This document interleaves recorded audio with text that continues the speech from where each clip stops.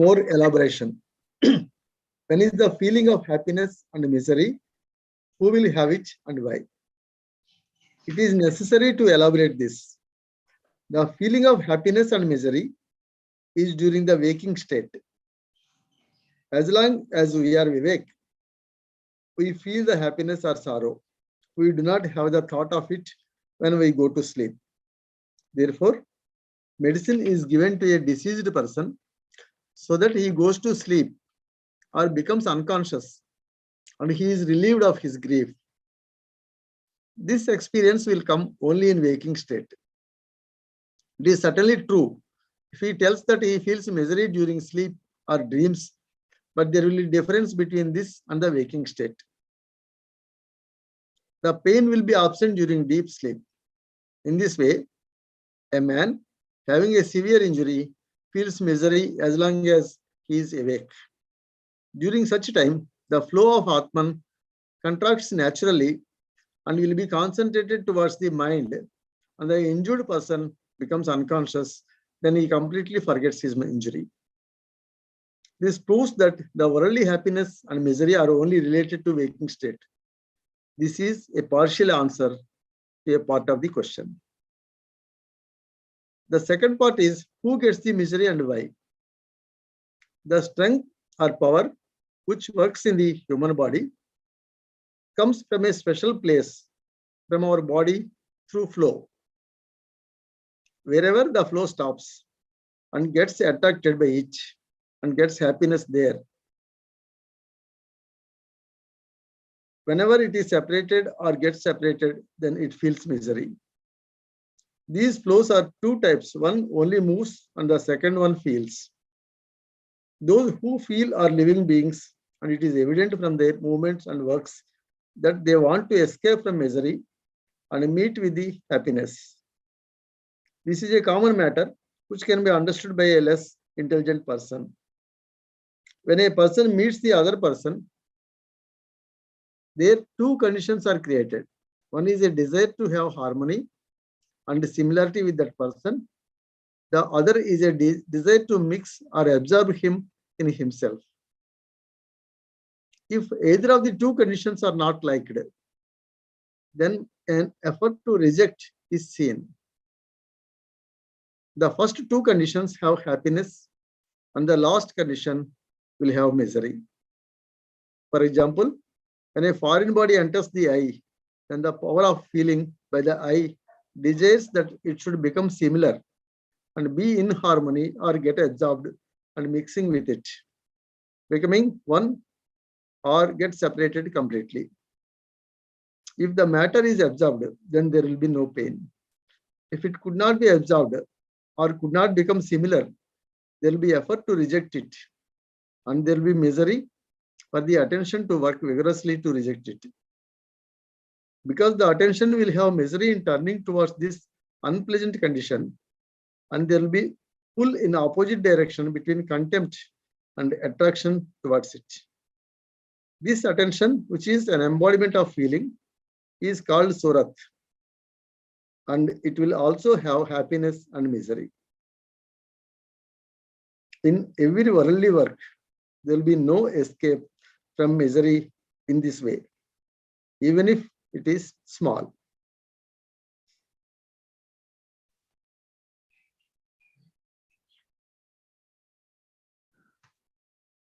This is explained in medical terms. So.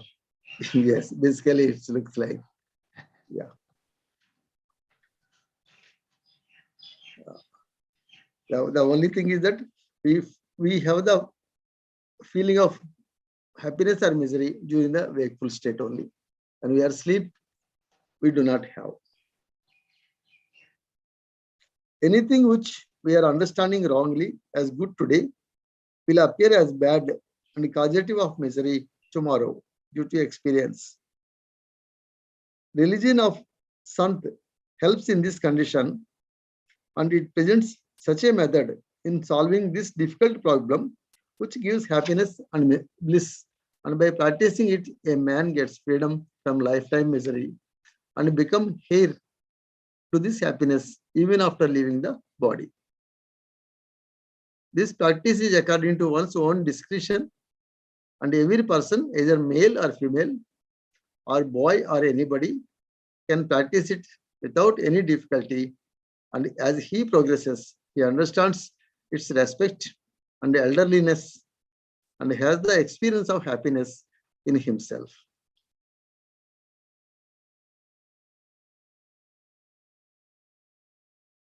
What is the practice?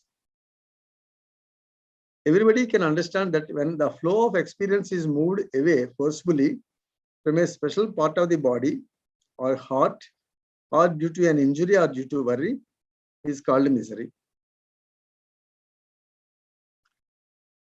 As against that, if the flow of experience is given a chance to centralize at any part of the body or heart and stops there, there will be happiness. But since these parts of body or heart are made of dual conditions of contrary and united, therefore there is no complete happiness in them. Rather, there is a mixture of both the happiness and misery. Therefore, there is no happiness in making the lower layers of your body as the center of attention. But whoever does the practice of concentration by turning towards the upper layers, going up the united conditions, and gets as much nearer to the single condition, he gets the happiness accordingly.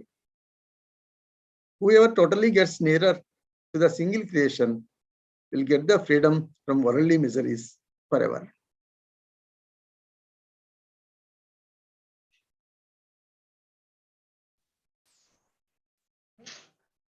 So what is the, just trying to understand the practice here. Yeah, he says, basically we have both happiness and misery. And anything, there is no complete happiness, but there is a mixture of both in any situation. But only if you turn towards the lower centers, actually this is the occasion where you have both happiness and misery. If it is taken away from you, you are misery. If you are together with it, you are happiness. But those people who go toward the higher regions and the single creation, that means the one who is united with the divine. They are beyond this happiness and misery.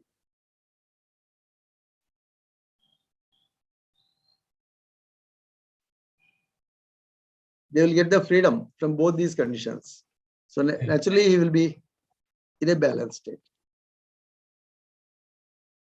So it says as against that if the flow of experience is given a chance to centralize at any part of the body or heart and stops there, there will be happiness. If it is taken away, then you will have misery.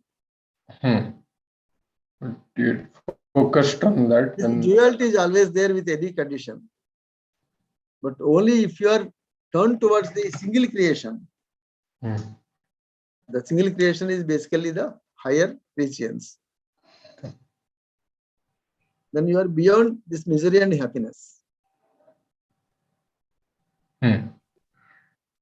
And will get the freedom from worldly miseries.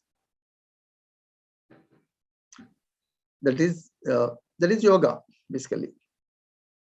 Union with the single creation.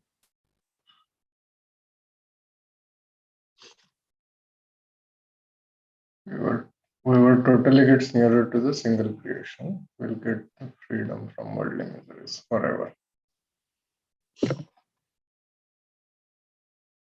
Yeah. Okay.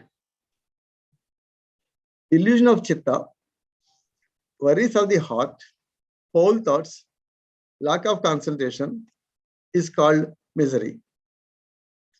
Peace of chitta, comprehensiveness of the heart, condition of taking responsibility, mutahada, responsibility of thought and concentration of attention is called happiness. Chitta, heart, and condition of taking responsibility of thought, etc., are related to Surat and Atma. A man is happy when he contracts his attention. There is no doubt that there are many ways of contracting attention. Reading, writing, playing, pleasure trip, musical practice have concentration to some extent. And happiness will be according to the stage of concentration. But these are all external happiness, and the flow of attention gets a chance to put its force on them and get happiness. Therefore, there is no happiness in it from all the limbs. Where there is Surat on its own accord, there is real happiness. In reality, this Surat is Sat, Chit, and Anand. Whatever happiness is there is all in it. When he is concentrated, one with the Antarmukhi Vritti, then he gets more happiness, which is permanent and self-authoritative. Basically, he says that the external things, though they give happiness, it is not. It is basically a temporary one only.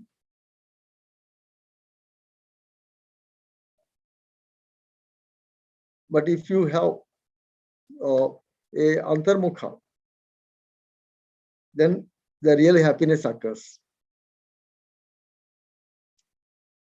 So when he's concentrated, that means when he becomes one with the Antarmukhi Vritti, that means when he's inside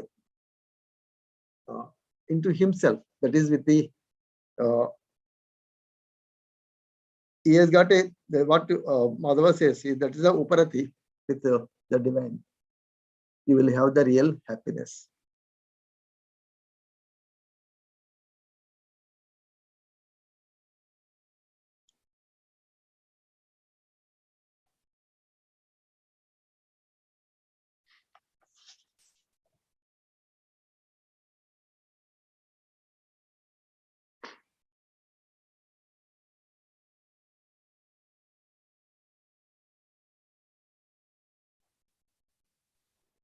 Any questions? Anything?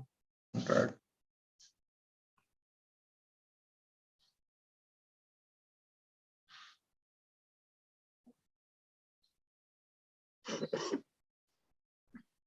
Basically, says the external things give only temporary happiness. And only the real happiness is within you only. When you become one with that, that is a permanent real happiness. People may ask that how can Surat throw its reflection on things of worldly luxuries and pleasures and derive happiness? This problem is necessary for explanation. This can be explained with one example. For example, the son of a person has gone to a foreign country. The boy has come. Surat has moved away after experience. He was losing happiness. It is evident from this that the happiness was not in that boy. Rather, it was in his attention. If it were to be in the boy, then why should it go?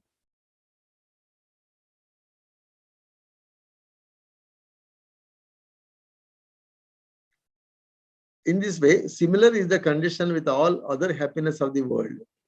Either the happiness is from a woman, children, wealth, or sovereignty. Surat makes them as things of enjoyment for some time by influencing them. But they are different from Surat. There can neither be harmony between them forever, nor it can get absorbed in it.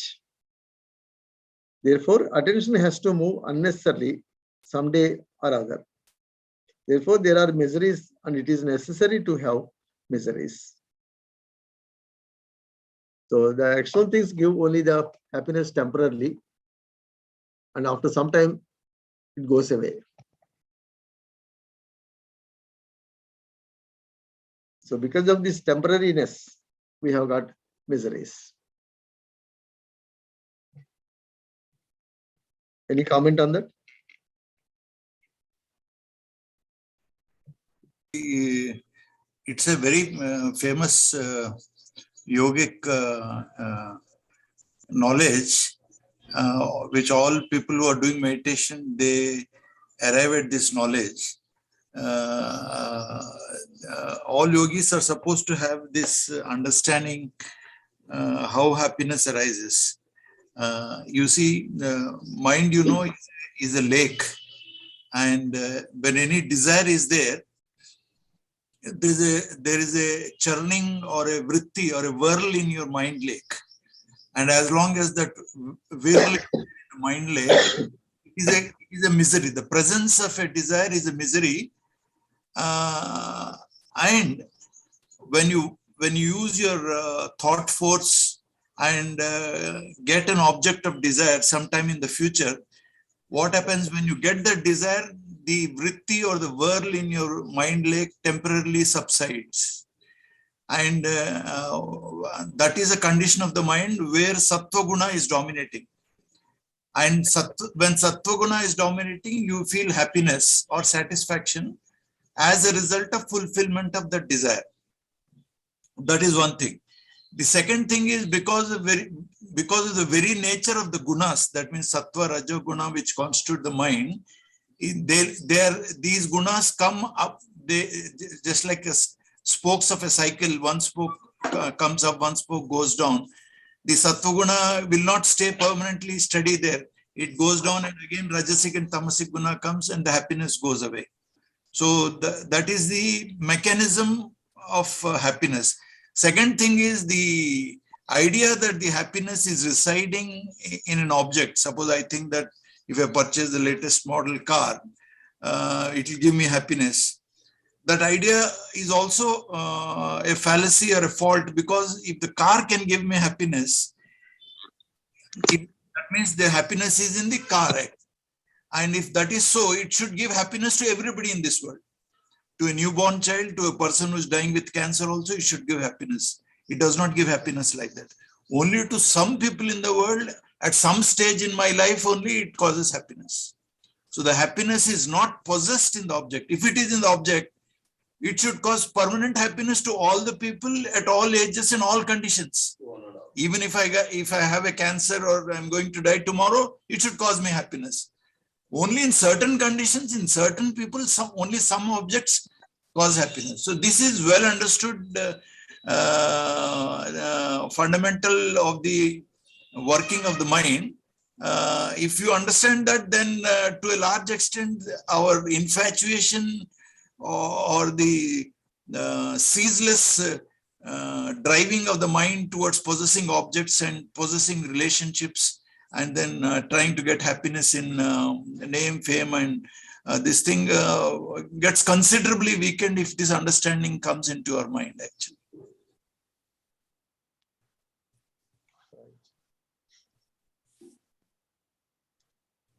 Sir, I wanted to ask this word Surat. It is not very much used in the literature of Babuji Maharaj. And what exactly is the stage if we compare it with any of our as included in our literature? Where does it figure, sir? Because several people use that word, but actually, what is the etymology of that word? Where does it come? Does it have a consistently the same meaning? But what I understand, Vishnu Isab, sir, I'll just read.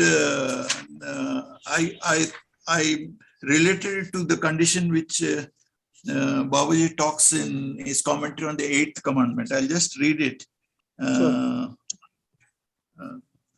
And somewhere else I read where Babuji was alluding to this idea, which I think he's talking about it. Like, suppose he says, when this is the 8th commandment commentary, when we eat food, you just follow the trend of that argument he's giving. There probably you'll get an idea of what Surat is. Sure. When we eat it, the effect taken in by it enters our body and begins to spread all through our veins and arteries. In other words, we have utilized to our best purpose the thing which we take it from outside. The particles and atoms of the body begin to get purified. The impulse of thought created thereby combines with food and helps to promote our physical and spiritual health. Okay, till that there is no problem. The power of prana being all pervasive, nothing is free from its influence. It is inside the food as well as outside it. Okay? We apply the push of our thought to it. That means that even in our psychology, there is what is called pranamaya kosha and then manomaya kosha. Mind is also there and prana is also there. Prana is the force which runs the whole body actually. And mind is a subtler force than that. Though already finally all forces come from the same force. For the sake of understanding, we have to use these words like prana and thought actually. So it is so the power of prana being all pervasive, nothing is from its influence.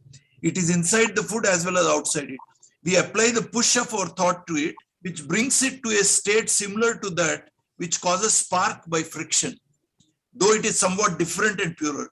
That which springs up by our contact with reality leads us towards this supreme.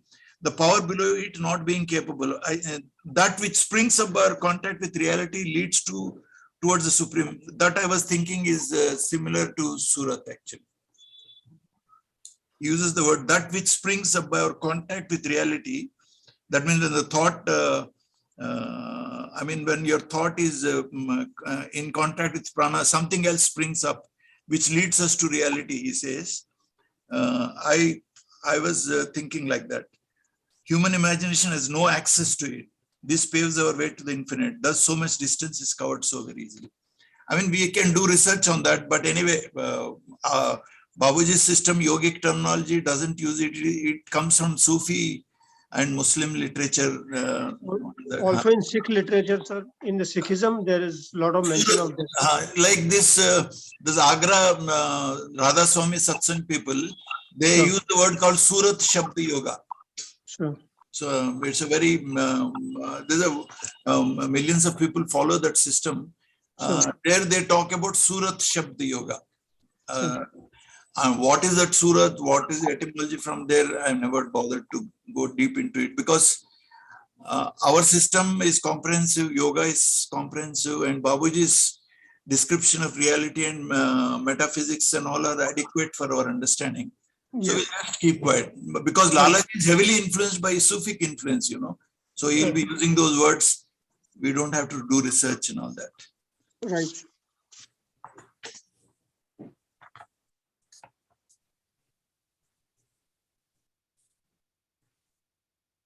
Yeah, we'll go ahead, sir. Yes, okay.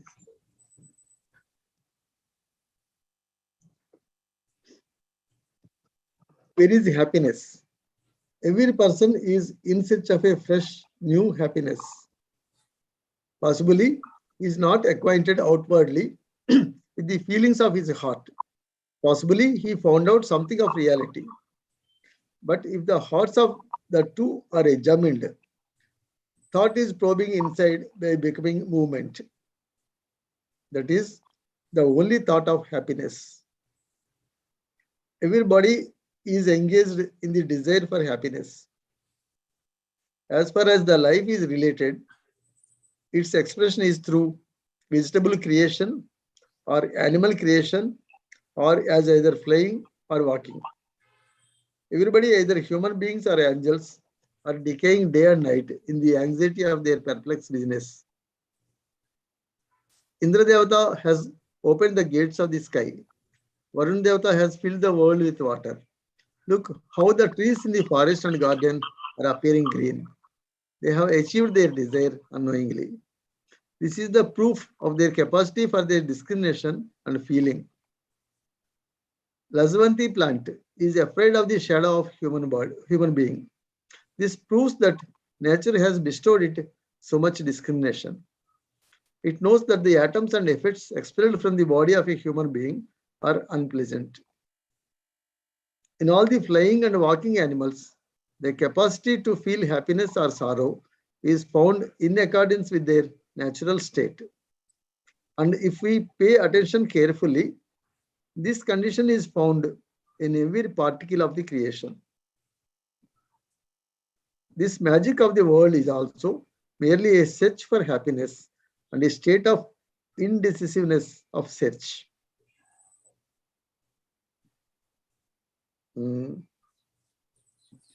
अदम से जानी बे हस्ती तलाशे यार में ए away गुल में हम इस वदिये पुरकार में hai. I don't know how that is pronounced.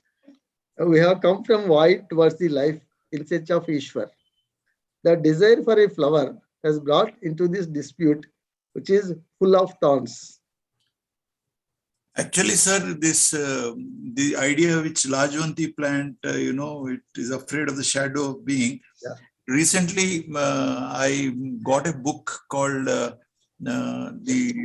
psychedelic drug. This thing, very deeply researched work on the effect of psychedelics on mind by a writer called Michael Pollan. It is only interested for people who are medicine doctors and all that, and how the mind functions. A lot of research activities there, where he does a lot of research into. Basically, his research was on a fungus called psilocybin, which, when taken, gives people spiritual experience, and which is curing depression permanently in terminal cancer patients and all that. It's a huge literature is there on that subject. But when he did a lot of research, and he has gone into the world, into the forest to study these fungus and then the roots of plants. And he says all plants have got intelligence. He says they have got their own intelligence, which is uncanny. And there's a lot of subject on that. Which we think that even bacteria and also they have their own intelligence. Even viruses have their own intelligence. How they adapt and then they overcome antibiotic resistance and all that. That is due to the innate intelligence to survive and perpetuate their existence. So we think that intelligence is only present in human mind. It is not so. Even plants, bacteria, they all have intelligence. And if you see, especially medical field, how antibiotic resistance is produced by the bacteria and how they keep on defeating us continuously. So we don't have to think that we are great people because we have intelligence. Even primitive beings like plants and bacteria, they also have a lot of intelligence. The mutations of the coronavirus teach us how intelligent they are. That's the thing. That's right. Happiness is our beloved and desire. Happiness is our real imperative need and desire, and we are anxious about it day and night. How to achieve happiness? Read and write, do a job, train for relations of the marriage, work day and night. Why? It is for the sake of happiness. Minor child is also desirous of happiness. A young man who is laughing and jumping has just now entered the storehouse of fun, is mad after happiness. Very elderly who has neither teeth in the mouth nor intestines in the abdomen also tells the beats for happiness. But whether all these people get happiness, there are two answers, yes or no.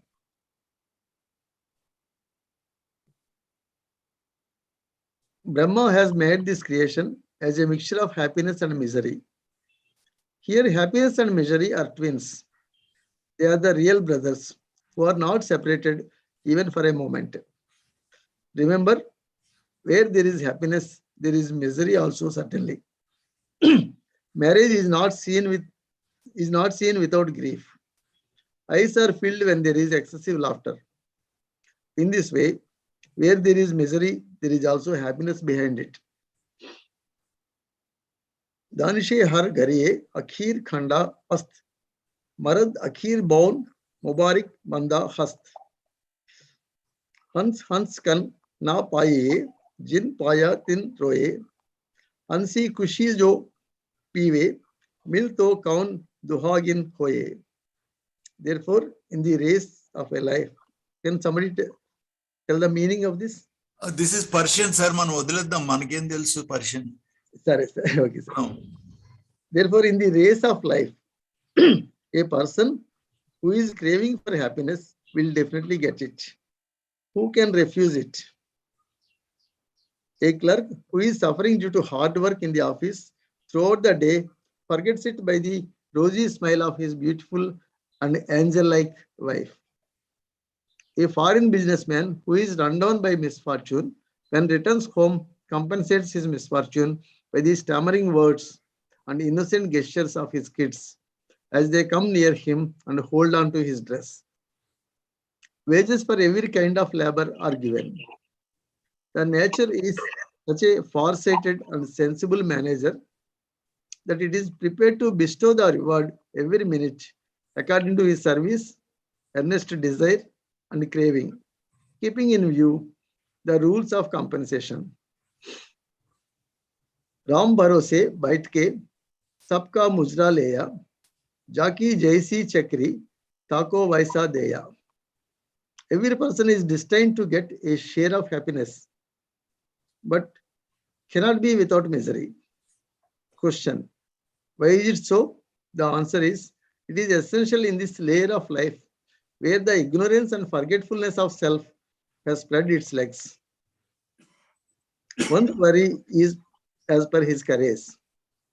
Whatever is said is in relation to worldly happiness. It is a fact that it is fortunate to have comfort and happiness in the world.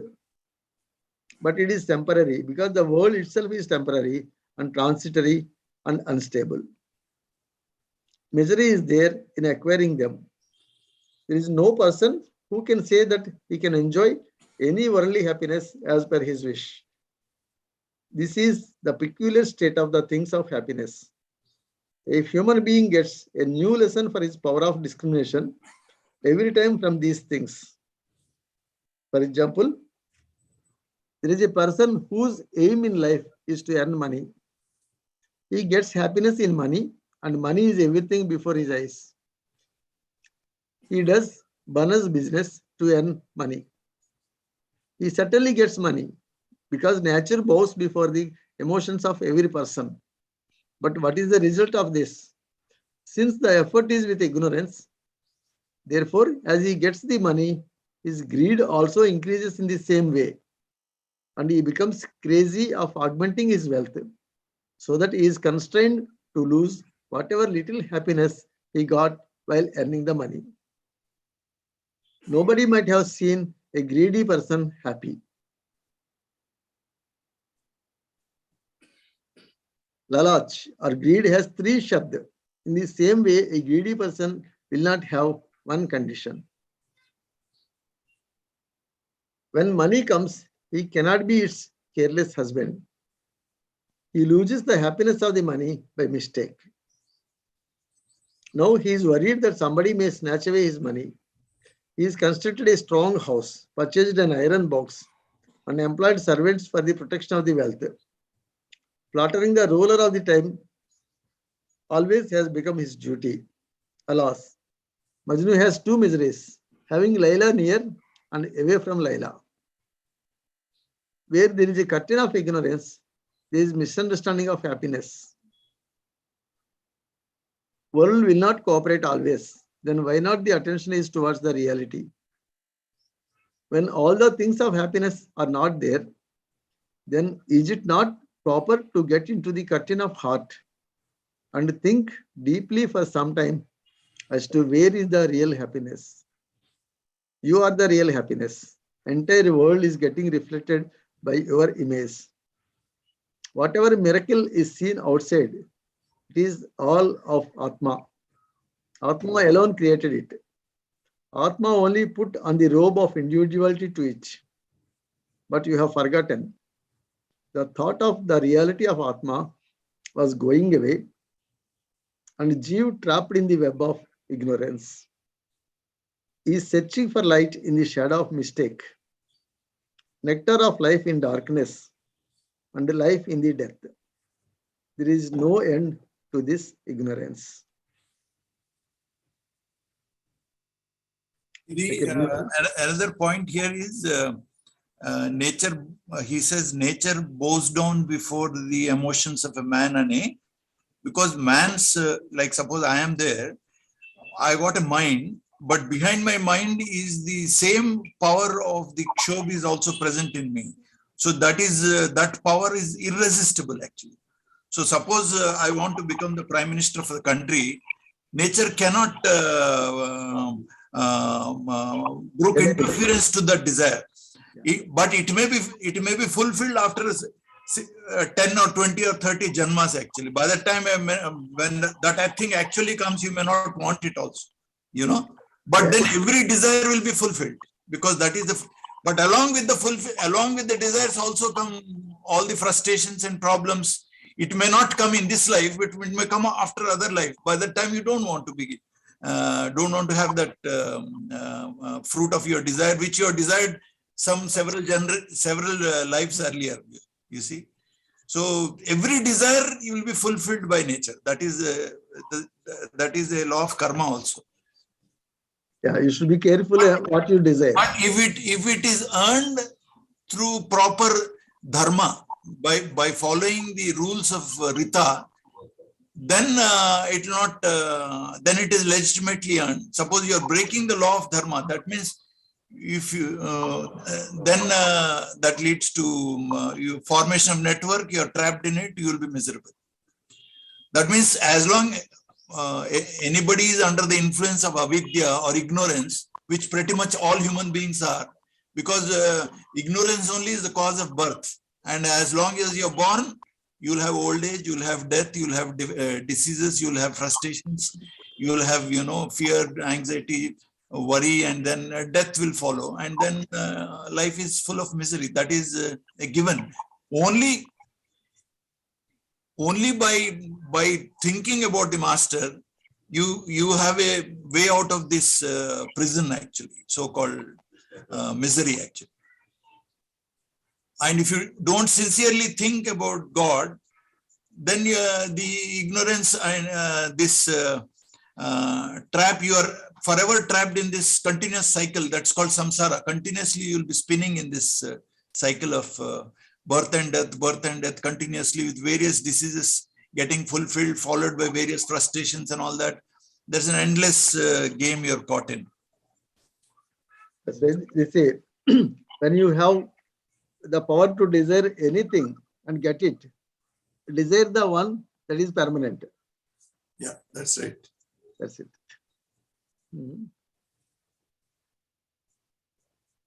Man has made himself dependent on inanimate nature, which is lifeless and has no trace of happiness in it. Every person knows that the matter is without motion and without tongue. Then where from life and happiness has come into it? We have given it life and happiness. Probably you might say that this is wrong. If there were to be happiness in us, why do we search for it in others? What a man cannot do when he has enough ignorance.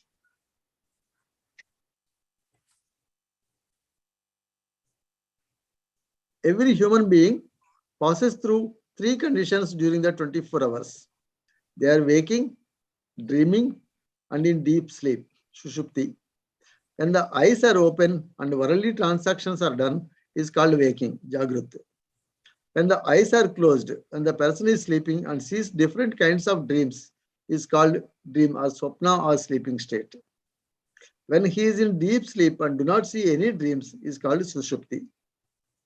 On deep thinking, it will be evident as to where and in which of these three conditions, which are common to everybody, is the happiness. We experience happiness in waking state through the indriyas. The flow of Atma moves the indriyas and brings them into motion, and they work on hearing its sound. And its status will be similar to the relation between the workman and his instruments. The flow coming from somewhere keeps alive our nerves and veins. Because of that, we work.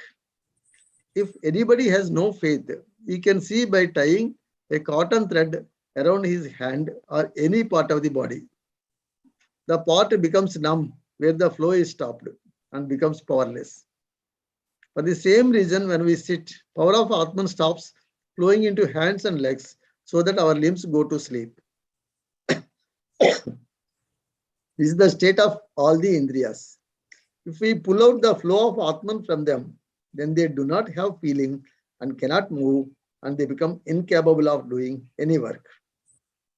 The state of tongue, nose, ear, etc. is same, as they all depend on this flow. When a person goes to sleep, the flow of his Atman is pulled upwards and none of them works.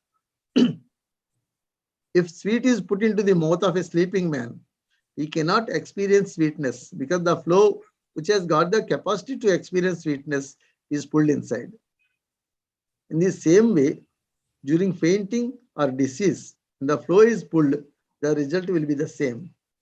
When we deeply think, we can understand that the things which experience happiness in the human body are not Indriyas, rather some other power which is in all of us, and it is our Atma. We get this impressive lesson during our waking state on deep thinking. You can get a chance to be nearer to the reality if you ponder over the state of sleep. When you go to sleep, the flow of Atman goes inside the body on its own accord, and the sensory Indriyas will have no work. Neither hands and legs move, nor the nose and eye perform their duty. The entire body lies idle and useless. But what happens inside the body? The affairs which are there in the external world are also present there. The conditions of dream state are subtler when compared to the conditions of waking state. Therefore, there are subtle Indriyas in them. The connection or relation to heart improves, and all kinds of things which give happiness will be present there immediately on mere thinking. When there is worry for an elephant for the transport, elephant will come immediately. When there is a desire to fly upwards to escape the enemy, we will be in the upper level of air. We get that kind of strength by which fishes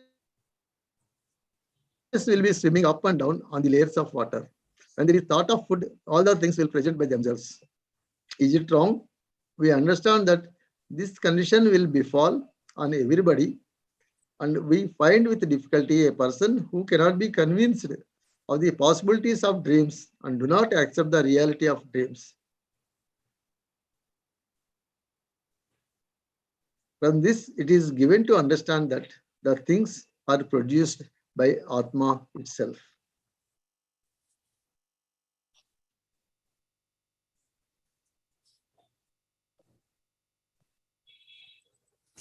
ఇది sir కూడా mention చేశారు that if you contemplate on a dream state and contemplate on the Shushupti stage, or even when you contemplate on your everyday experience in your waking state, if you try to learn the lesson which every sensual experience gives you, that will lead you towards development of viveka. But the problem is we don't learn the lessons in our waking state, and we don't take time to contemplate and know the reality of the or know the nature of the dream state and the nature of the deep sleep state.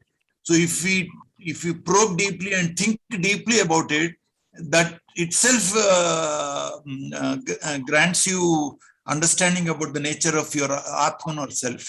In fact, the whole if you read all the Upanishads, they say that Mandukya Upanishad deals with these three states, which is made up of only 13 shlokas.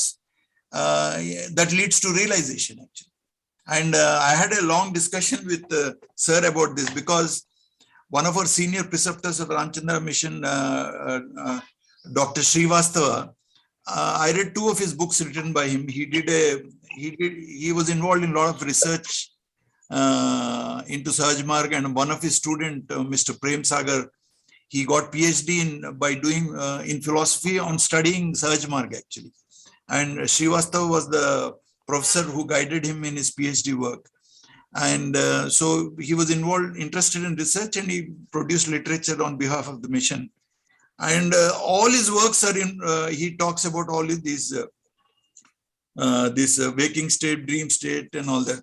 So I casually told sir, ఆయన పుస్తకాలు చదివితే ఎప్పుడు ఈ dream state దీని గురించే మాట్లాడుతున్నాడు sir, వేరే subject ఉండదు అంటే, అదే కదా main thing. He says this is the fundamental, that is what is correct, he says. So he says if you contemplate deeply on that, this is also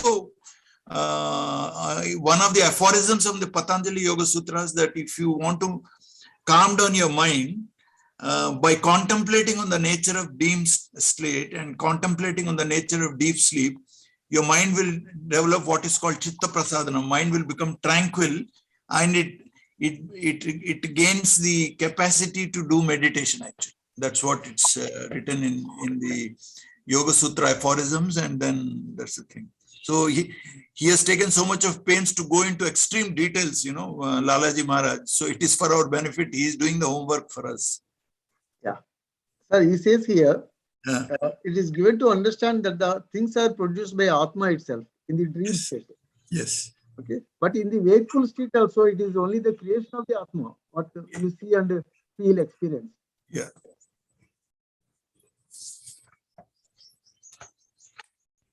What you, once we were discussing that what you see outside is only a projection of your mind. That is now settled issue, sir. It's no more our intuition, the medical doctors, which I believed in that intuition, and most of the doctors believe that intuition is totally false. Now it's gone now. Now modern neuroscience has done so much of work that the intuitional understanding of how our perception about reality, our feelings about the external reality is all wrong actually. Everything, whatever data comes to our sense organs through the sound or through the vision is only data, and it is all the data is meaningless. And the brain is a projection engine actually.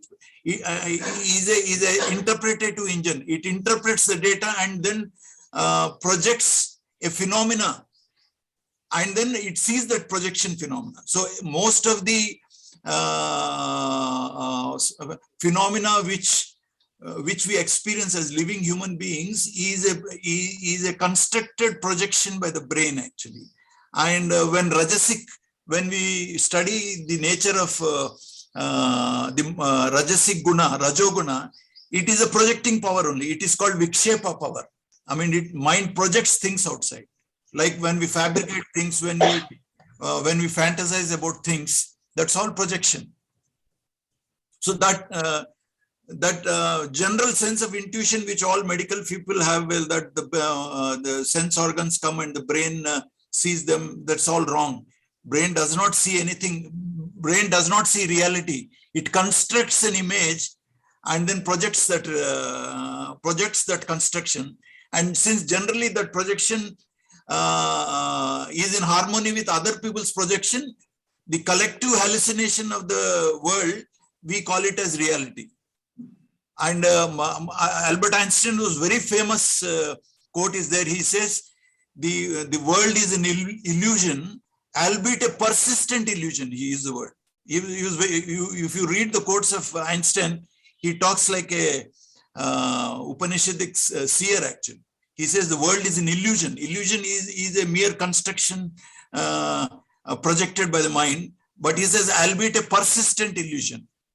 Is very famous. He gave this in early 30s and all that, So the general intuitional idea about the nature of reality is all overturned now. Now we know that everything is depending upon the software introduced into your brain in the early 4 years, and then later on the suggestions given by the society, which Babuji also talks in Showers of Divine Grace in the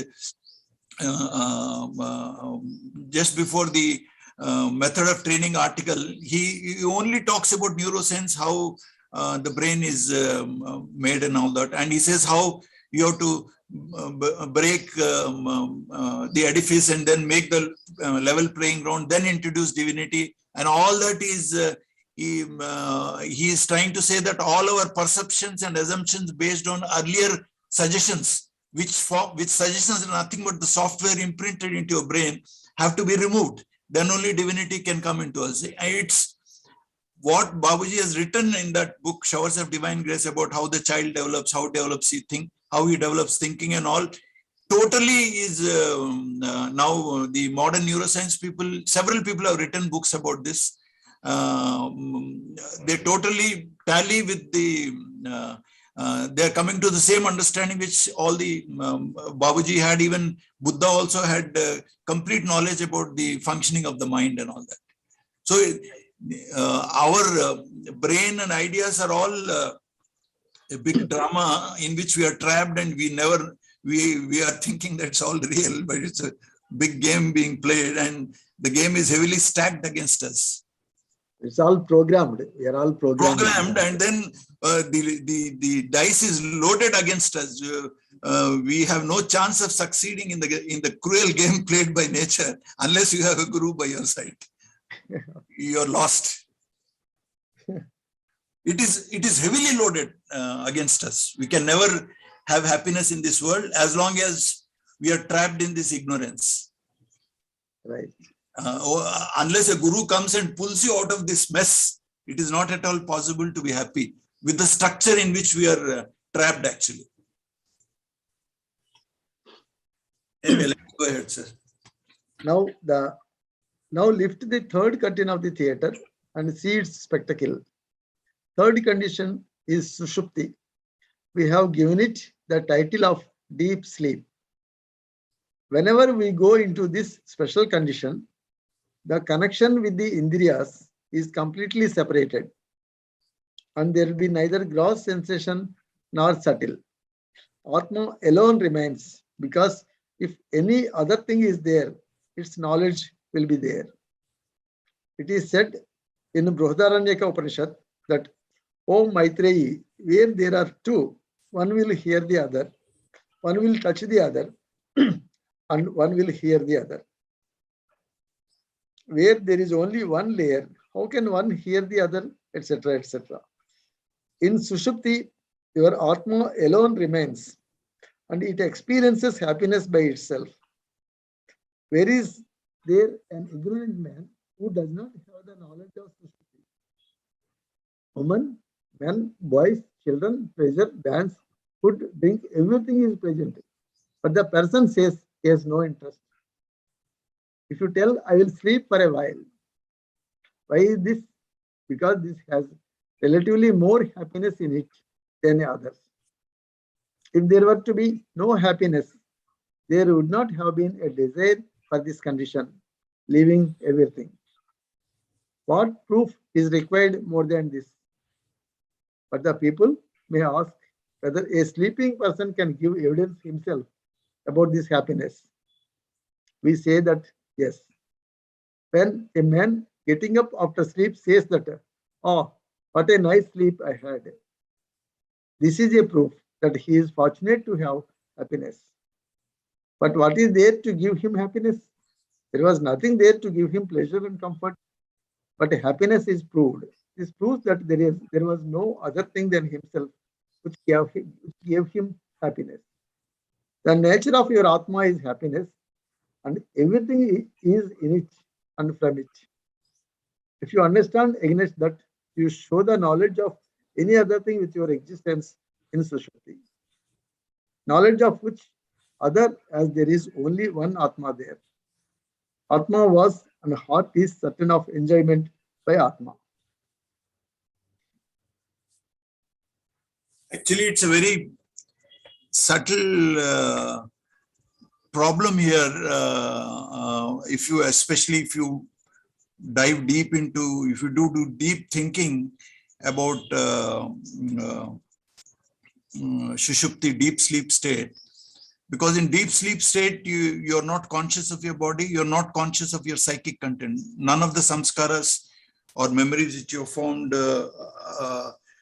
don't operate there. Mind is not existing there at that time. So if a person is maybe having so many diseases, he may be having high fever, but during deep sleep, he's free, he's got freedom from misery, from his physical pain also. But psychological pain, suppose he has lost his wife, or suppose he's lost his business and he's in neck deep in psychological stress because of he has to pay, he's in heavy debt, he's lost his business and all that, and then he had experienced humiliation in this thing, and his very living causes him to get depressed and sad. In deep sleep state, the sadness also is not there. So that means the bodily pains and breathlessness, or swelling, or whatever, so many symptoms which come in severe diseases, and psychological thing, both of them don't exist in deep sleep. So freedom from mental and psychological suffering can be treated as bliss.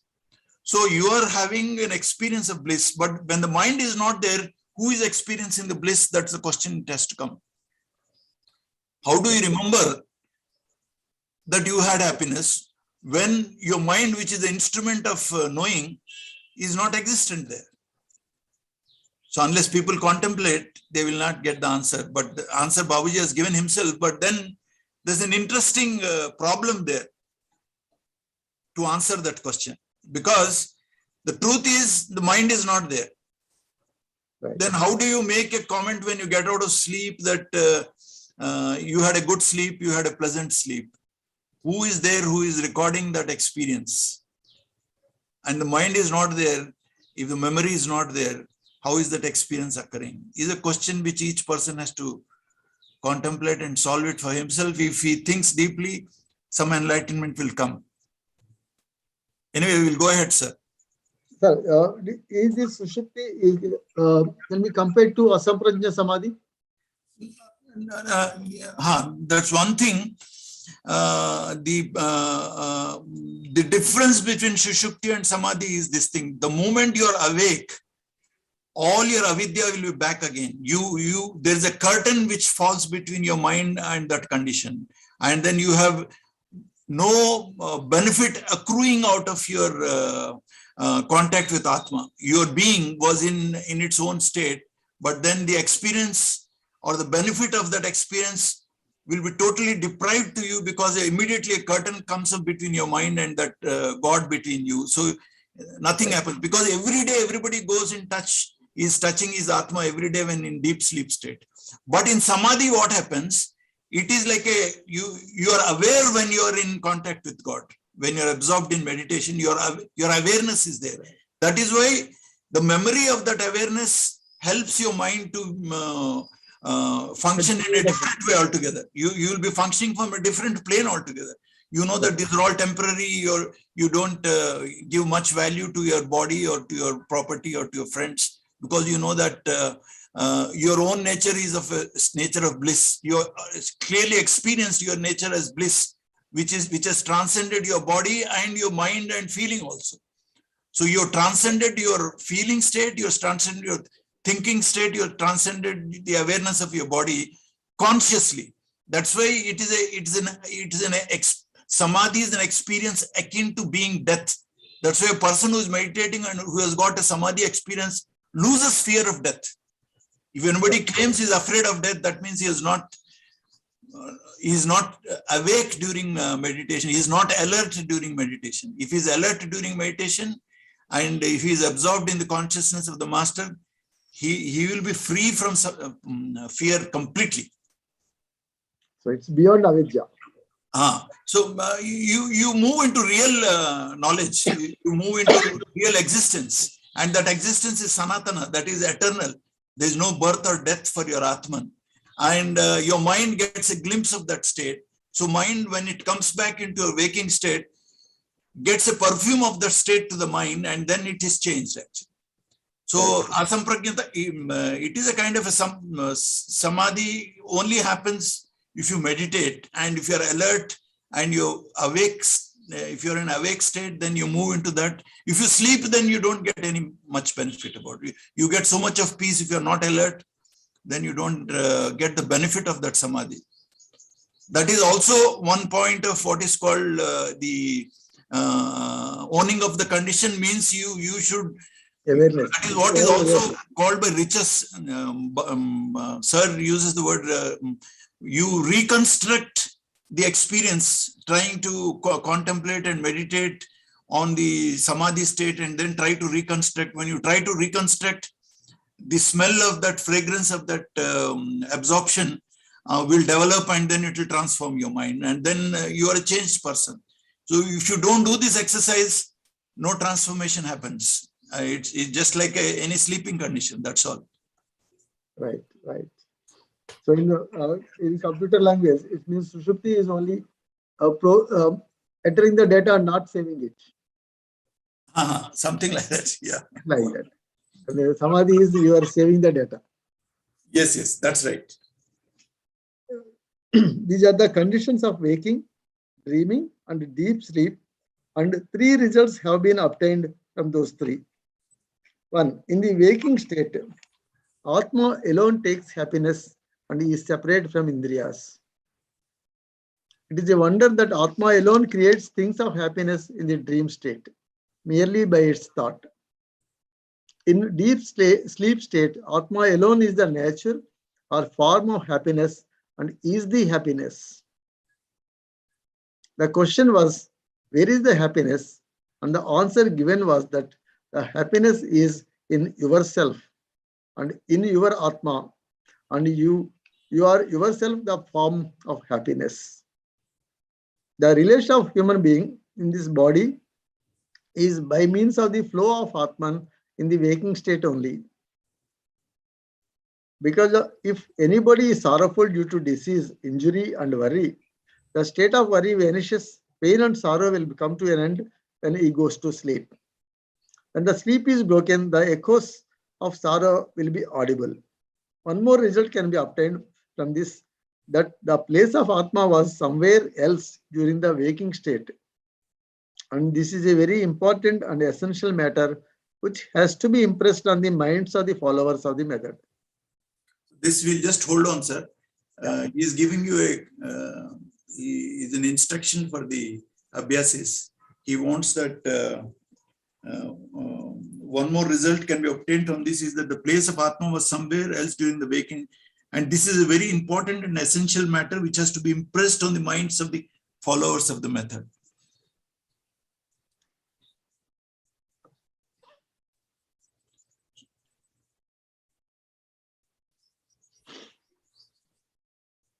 Okay, sir, we'll go ahead, sir. Yeah. I have narrated only 3 conditions above, but Sant and Param Sant have narrated other conditions also. And one of them is Turiya. It is called by Sufis as Alame Lahot. Atma becomes clean and devoid of Mala and Vishepa by going through these conditions. This is called Turiya, and the 4th step of Jnanis start from this. If any person gets this condition during lifetime, so that he can get inside the body in this spiritual condition anytime by his will. The happiness he gets, fortunately, cannot be compared with any worldly thing. Because the condition of Sushupti mentioned above is not a very pure condition of Atma. A human being works day and night for happiness. Nobody gets complete worldly happiness. Because the layer where we are placed at present is not the layer of complete happiness. So here he mentions about Turiya state, sir. You see, the Turiya is that actually the Drashta actually. Drashta is the awareness. And the 3 forms of the conditions are 3 forms of this awareness only. It is not, there is no 4th condition. You know, everything is unity, sir. That Manam Teluskola. Unity is God, is everything is master. What sir has yesterday described. So everything is awareness. Everything is that pure consciousness. That pure consciousness takes the form of waking consciousness, takes the form of dream consciousness, takes the form of deep sleep, Sushupti consciousness. There is no separate thing called Turiya state of consciousness. It is a base for all these forms. Like for the sake of understanding, all the tradition is used. Babuji also in centenary celebration, he talks about manas, that means manas, and then chitta, deeper conscious, he says, and then ahankara or buddhi, cognition. All these three are only basic mind stuff only, chitta only. For the sake of understanding, we are saying this mind functions as ahankara, mind functions as buddhi, mind functions as, as a repository of memory. There are no divisions like that, like heart is there or kidney is there. There are no divisions in your mind that this is buddhi and this is ahankara and this is, it is nothing like that. For our understanding's sake, it has been described like these are the various functions of the mind. So in the same way, there is no separate condition called turiya. It is a base from which all these three conditions are a part of turiya only. That is the state of Atma itself. That's the state of Atma itself. That is the state of awareness. That is why when in the Mandukya Upanishad, he will talk about Om and Untargada, A-U-M. Yeah. When you say proper, if you say Om, and when it results in that, that vibration will persist, and that leads you to that turiya condition actually. The whole silence will, if you do this perfect incantation of this pranava, and after end of pranava, the vibration which is produced in the body will lead you into the turiya condition actually, if it is done correctly and properly. So the real state of us is the turiya state, that is the drashta. Yeah, that's right. Basically a drashta. Drashta only, sir. And that all of us all of us have got awareness, but awareness is merged in mind in 100% of the people. Generally, only in people who are meditating, they differentiate between mind. They treat mind also as an external object, like something like a table or a chair or whatever it is. So they develop a distance between the mind and this thing. Though there is a what is called Viveka Shakti develops, then you know the difference between Purusha and Prakriti. That when that becomes clear cut, when that Viveka becomes permanent in nature, then that is liberation. Generally, during meditation only we create a distance between the awareness and the mind. But in majority of the people, they're all fused together. And that is a cause for suffering. Whenever the union of the awareness unites with the finite mind, that is a cause for suffering. And when the mind becomes very pure due to meditation and due to cleaning and thinking continuously about the master, the mind also becomes subtle. It becomes as expansive as the infinite Atman itself. And then, then it loses its capacity to feel suffering and misery, because it has become so subtle like an Atman itself. It is no more confined to the body and limited location of the mind. It is called, that is called Brahmanda Condition, when you transcend the limitations of Nama and Rupa. Right. The mind transcends Nama and Rupa, but still it is an object, but it's a subtle object. Right. But you are different from the mind. Final thing happens when you're settled completely, stable in Brahmalaya, which Babuji calls, then only complete misery will stop. Right.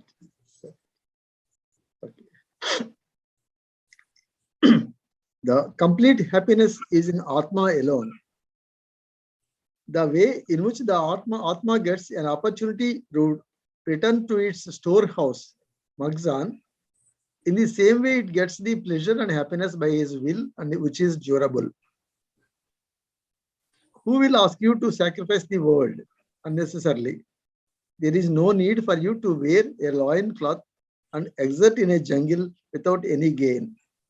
This is a strong mistake, and it is a training which leads astray. But along with it is not a stupidity that you spend entire life in playing and jumping, and you cannot spare a little time for the search and inquiry of your reality. Where 16 hours of the day are fixed for the worldly works, fix at least 2 hours for this work, so that you can live in this world like a lotus in the water, but water cannot wet its leaves. You can enjoy the world with this kind of life, and along with it, you will not be ignorant of the real happiness of Atma. And when the time for departure comes, you will leave this world as an ordinary thing.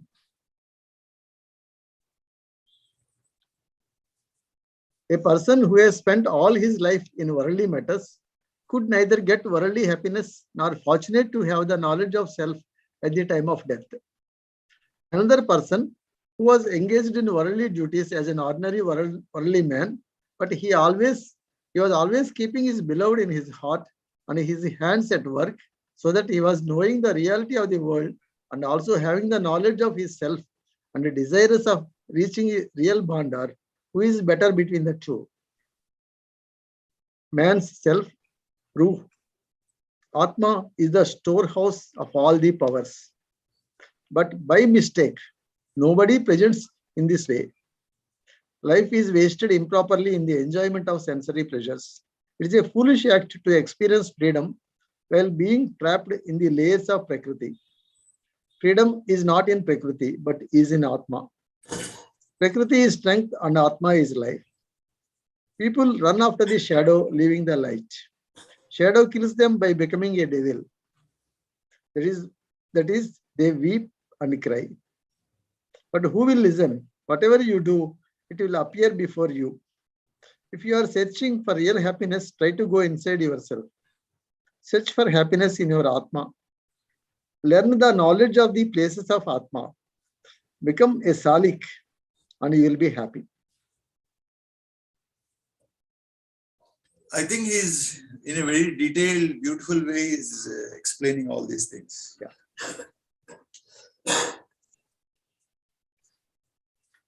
Out of the 16 hours of worldly work, spend 2 hours at least for knowing yourself. Spend with yourself.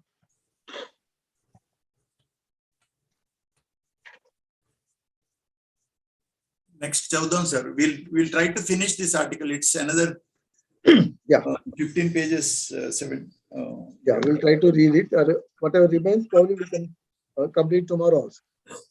Now we can finish it. We can finish it off, sir. And sloga, we'll see. Now the source of happiness has been traced out.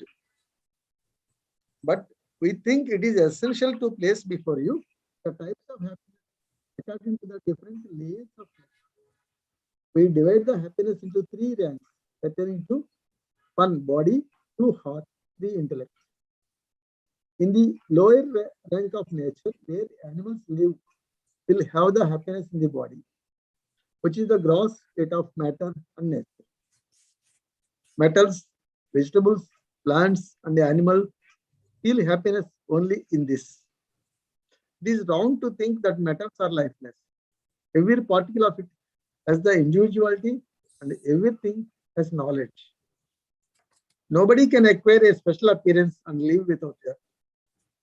It is said that world is formed by the union of Prakriti and Purusha. Can you separate Purusha from any particle? Without the union of Atma, there cannot be any creation.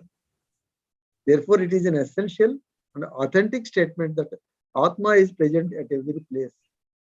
Metallic things are seen to expand and contract during summer and winter season, respectively. Expansion and contraction are the proof of life. Other than that, engineers have tested several times that the parts of a machine get tired working continuously and they do not work in spite of their efforts. They will again work after a period of rest.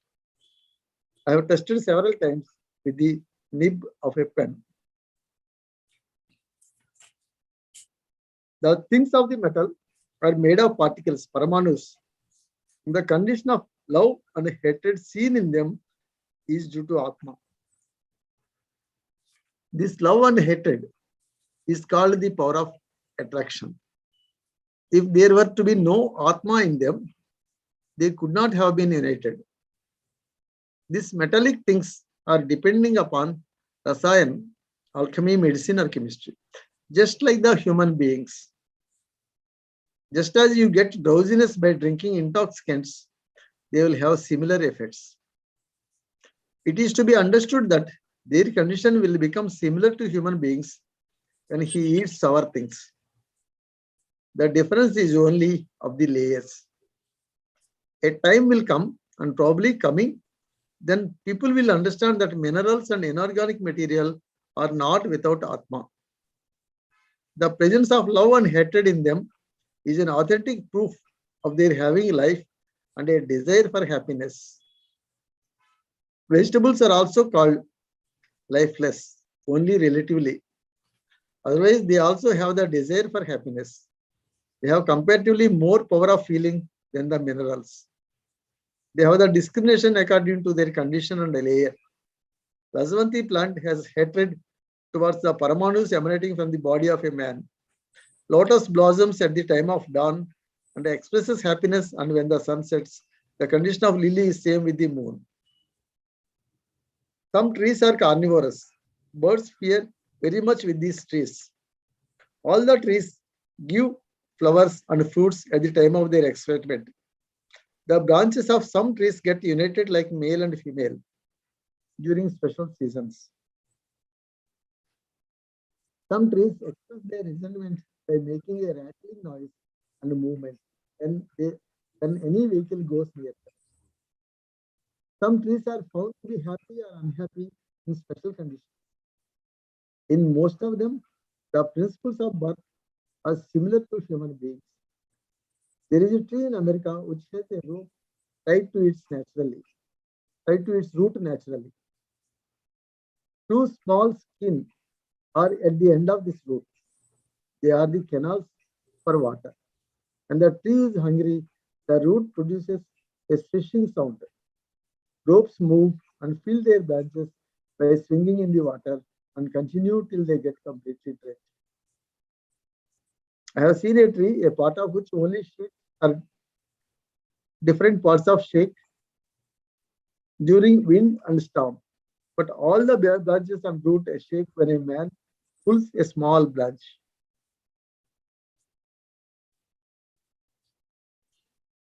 Here he says that every matter has Atma. So, for example, if you take the research in quantum physics about the double slit experiment or studying the spin of the electron, and the electron knows what you're thinking. Suppose you're thinking that it is spinning in a clockwise direction, it spins in a clockwise direction. The other person comes and thinks about the same electron that it is in a anti-clockwise direction, it spins in an anti-clockwise. That means it knows your mind, and it responds to a particular spin based on your expectation. So that proves that they've got mind straight away. That's true. That's true. This has been physically experimented and proven, in 1982 in a French laboratory by one professor of physics called Alain Aspect. He has physically proved this actually. Yeah, that's true. Some people don't eat the vegetables also, leaves and vegetables also they don't eat, and they are by cutting them from the trees. Only when they fall to the ground, yes, they collect them and eat. That's right. Yeah, because they think that is life. It is life. Hindu women prohibit young children to touch leaves during evening and night since they are sleeping. There is truth in it, which has to be deeply thought. Animals have more power of expressing the condition of feeling and discrimination. They sometimes do all sorts of work by which man is surprised. The above mentioned happiness is according to their type. Everybody is desirous of physical and sensual happiness. If you observe carefully, you can see how a dog feels happy while eating food. It is said that dog should not be beaten while it is eating, as its entire emotions are on the food, so that it forgets even the master and runs after him to bite, instead of being his good companion. The amount of pleasure a carnivorous animal gets in eating may not be possible for a human being. I mean, just by the way, a little bit of transgression. I mean, he's talking of animals have emotions and all that. It is very strongly proved, especially in cows, animals. Yesterday, I saw a very wonderful clip in WhatsApp. Somebody has sent, not in WhatsApp, some news item. A fellow goes to a zoo and a monkey is there in the zoo. And this fellow shows one article in his hand and he does a magic trick. Itla cheyito itla antadu, adi disappear ayipotundi. A monkey expression, surprise ayipoyi chala wonder jump chesesi. It is amazing to see that the monkey shows the emotion of extreme surprise that this has vanished from his hand. So it is amazing. Just like human child will curiosity the amaze ayipotaru magic cheste. Like that, it is showing emotion of surprise and wonder on what how it has disappeared. It's really interesting, actually. Anyway, let's just for the sake of entertainment. Yeah. Some animals are fond of sensual pleasure. For example, pigeon and cock. This state is found in human beings with difficulty. In this way, other animals are there who are slaves of their indriyas. Black bee is the lover of sweet smell. Elephant is a slave of strength of touch. Fish is always worried about food. Deer is a lover of sound. Moth is fond of light and beauty. This is the exposition of bodily pleasures. After this come the states of happiness of heart and intellect. Sir, this we have discussed about in our clinic. We used to discuss about how sense organs cause the death of these animals. The same thing is mentioned here. Okay. There is little difference between the layers of heart and intellect, but there is a definite difference. These layers are mostly about human beings, but this principle should not be forgotten that the minerals, vegetables, and the animals are divided of them. Everybody should be made to understand that the first principle in creation is intellect or gyan. Therefore, buddhi is present in every particle and is spreading everywhere and working in the plan and order of nature. The only difference is that its expression in them is less and more in human beings. Body, heart, and mind are the layers of the expression of the light of Atma. And as the purity increases in them, in the same way reflection, glimpse of its rays are seen. Sant and Param Sant have described these layers of heart as low, average, and high.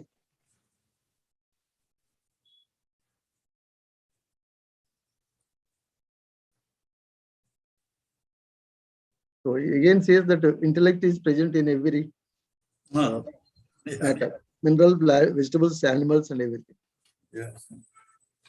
The lower state of heart is one which is in the inferior layer and it works without the strength of discrimination. Its field, rakva, of work is very vast. Animals work with its help. Sakt, making, pradakt, arrangement of the entire body, digestion of food inside, etc. and distribution of blood are related to this heart. We have the knowledge of eating while taking food. Then what happens to it when it goes down the throat is wholly not known. Even though the work is done by the heart, its report is not known. This is the inferior layer of the heart. Probably it is called by Sufis as Kwalbe Madavare, which works in Arera, Shafe. It is subordinate to baser self. The average state of the heart is the one which knows, asks, thinks, and understands. All the sankalp and vikalp are related to it. It is the last one to be born in human beings and is habituated to hesitation. People in whom sankalp and vikalp are more miserable. But this is a progressive life. It is not possible to reach sattvic layer as long as one does not pass through the rajasic layer. This is called nafse lavama, accusing self. And all types of desires, ambitions, and aspirations are depending upon it. Sufis probably call it Walbe Sanavare. The higher state of heart. One point, sir. The heart of average person is dominated by what is called samshaya. That is doubt anamata. Namakam ledu. అంటే ఓహో దేవుడు heart లో ఉన్నాడు, he's the cause for all the bliss, but his experience says that when he's hungry, he eats food, when he enjoys some sensual pleasure, he's enjoying happiness, he's getting satisfaction out of contact with sensory pleasureful objects, and he's convinced that if you eat good food or if you enjoy some sensual pleasure, you're getting satisfaction. So it is there, but then he doubts whether will he get happiness by meditating on God inside, or why not have some alcohol or indulge in sex to enjoy happiness, like that, which he feels is real. Whereas what has been told by gurus and written in spiritual books that God is present in the heart, the doubt will be there. That is the general condition of the nature of heart is samshaya. That means it doubts actually. And as a person meditates and as his sattvic guna keeps on increasing in preponderance in the mind, this samshaya disappears, and then the faith comes into existence. Right. That's right. Yeah. The higher state of heart is the one which takes a human being to the spiritual layer. A human being is fortunate to have all the matters of learning, rules of morality, and knowledge of the world. Miracles and revelations are in it. This heart is fortunate to have Istegarak, Dharana, Mahaviyat, Jhana, and Samadhi. This is called in Sufism as Valbe Nilofare, blue lotus, which is subordinate to Nafse Mutmaina, that is one's satisfied self or soul.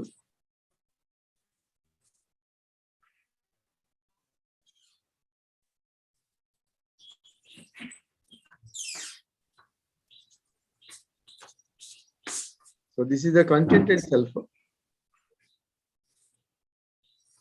The three layers of heart are so freely united together that it is very difficult for an ordinary human being to draw a line of discrimination between them. But there is definitely a difference. Sankhya Maharshi, Kapil Muni, has established it in three forms: Manas, Ahankar, and Buddhi. These names are more in Vas and Musar than previously. Some of the Shastrakars have also called them as Antakarana Chatushtaha, and they have added Chit to them. The real meaning is the same. If all the stages in life of a man are examined from beginning to the end of his life, all the emotions related to the heart of minerals, vegetables, and animals are seen in them. They are established in the form of minerals in the mother's womb, and after coming out, they move and swing like vegetables, and they change into the form of animals. The opinion of Western ulama philosophers is that they take rest in the mother's womb in the form of insects. We have no objection for that. We look into the earlier stage and give it the stage of minerals. When a child is born, he moves the limbs like a vegetable. Then he crawls like an insect, and then walks like a quadruped and becomes a man. In fact, man is an inverted tree which has its roots upwards. A tree has its roots downwards. The difference between him and vegetables and plants is known from this. Any comment? It is that reference to Urdhva Moolam Adham Shakam, sir. He's talking. Yeah, basically. Yeah. Yeah, Like like the famous sloka on the 13th chapter or whatever. right. Me, something is wrong. It is. Yeah, the roots, the plant takes nutrition from its roots, which are below, and we take nutrition from our hands and mouth, which are above. There's a difference, inverted tree.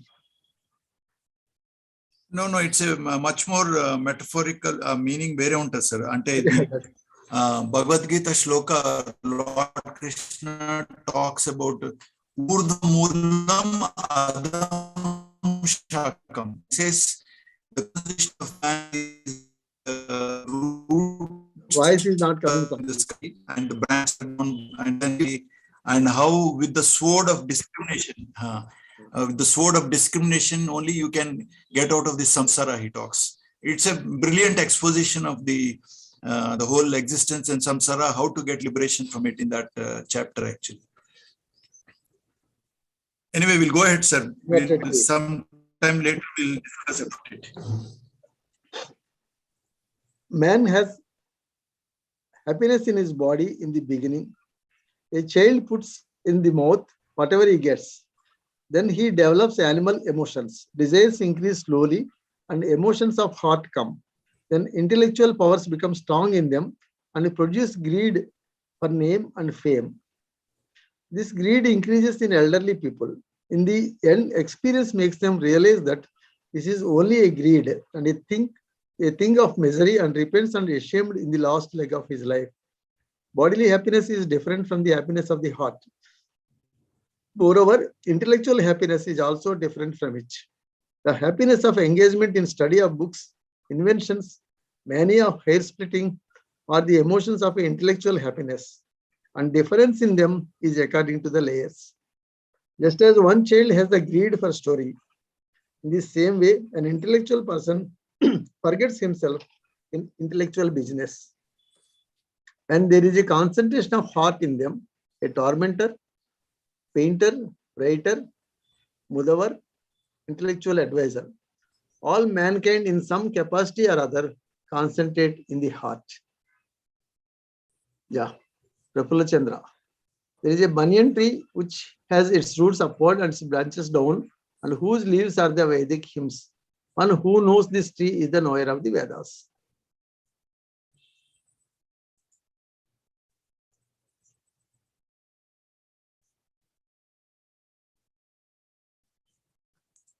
We'll go ahead, sir. But this concentration is not the real concentration, rather a delusion. This has no relation with the concentration of yoga or spiritual concentration. Yet it is certain that it is better as it is higher than the layer of common man. But even then, it is far from peace, far off from peace. It should not be considered that they could control their chittavrittis even by mistake. They have not come in the line of Atma.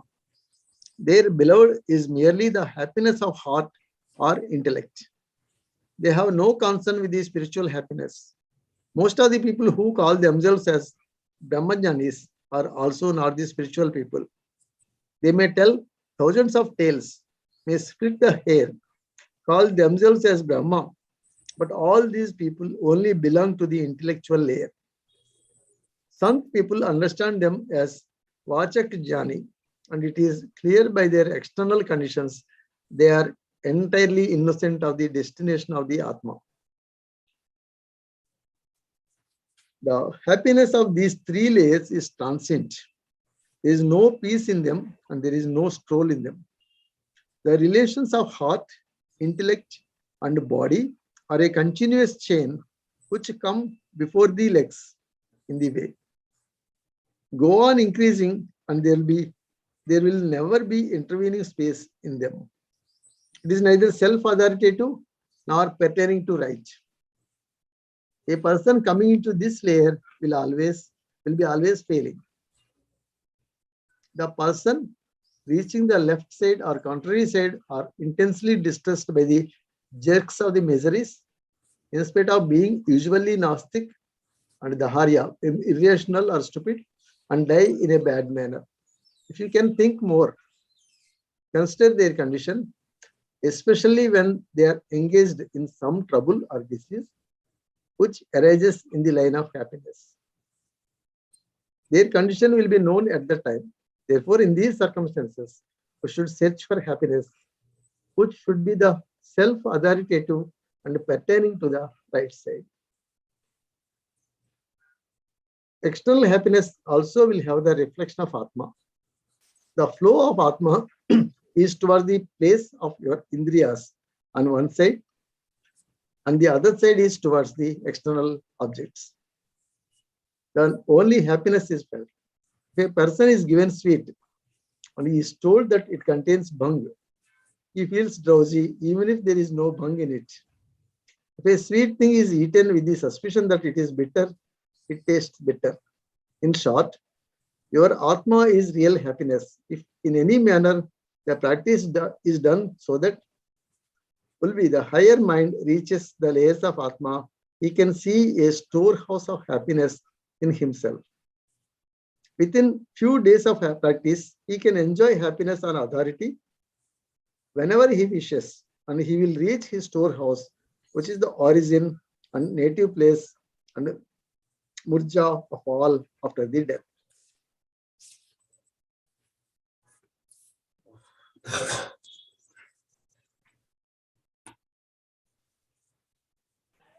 He has very clearly tried to express every point of it in a simpler way.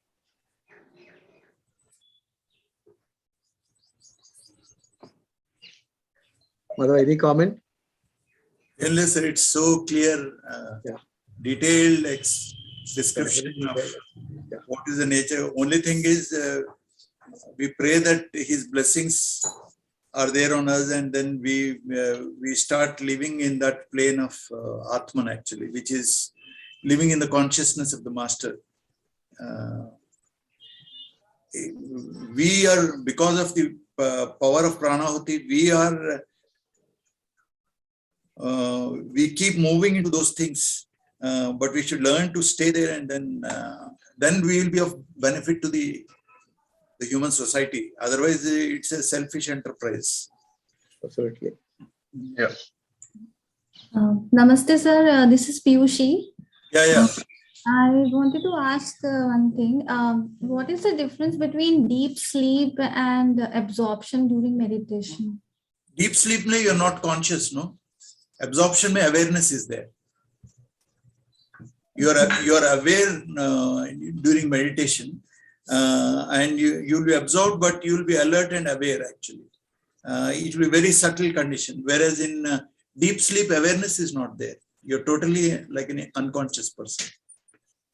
So that is why the persons who are absorbed, and when they sit in meditation, they don't fall down. They're alert. They maintain their erect posture, and they people who are well trained in meditation, they can be in an absorbed state for longer periods, because in majority of them, the sense organs and motor organs, they become very quiet because the duality is gone. The mind doesn't go towards the external objects, and an extraordinary sense of pleasure is felt in the body itself, because disturbance is not there. Disturbance of itching and all that thing will settle down very quietly, and he can be absorbed in the consciousness of the divine for long periods, actually. So, and then as I told you, a person who is absorbed in the divine light without luminosity, that absorption can be in different, when you're traveling on the way, at different stages, you will have different flavors of that enjoyment of absorption. But generally, if a person is absorbed, when he comes back, if he tries to recollect the flavor of that experience or imperience, that helps in the transformation of the mind. Then it will be useful for you to lead a life of wisdom. Otherwise, if you don't contemplate on that experience, whole of meditation is of no use. It is just like it will not benefit you, neither the society also. So that is why Sir keeps on talking about owning the condition. Owning the condition means there should be transformation in your mind. The mind should get transformed. Taki you should be able to respect all human beings with a feeling of love and affection. That is the normal human condition when divinity unfolds in your consciousness. So if you don't try to train your mind to align yourself with that feeling state which are described in the 10 Commandments, you are not getting much benefit in your meditation. You should be truly enjoying freedom. A person who is meditating, he should be free from miseries. When In the last portion, I'll just tell you, he keeps on telling,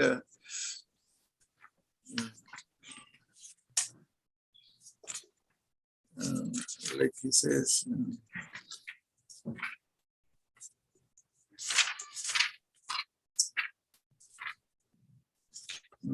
he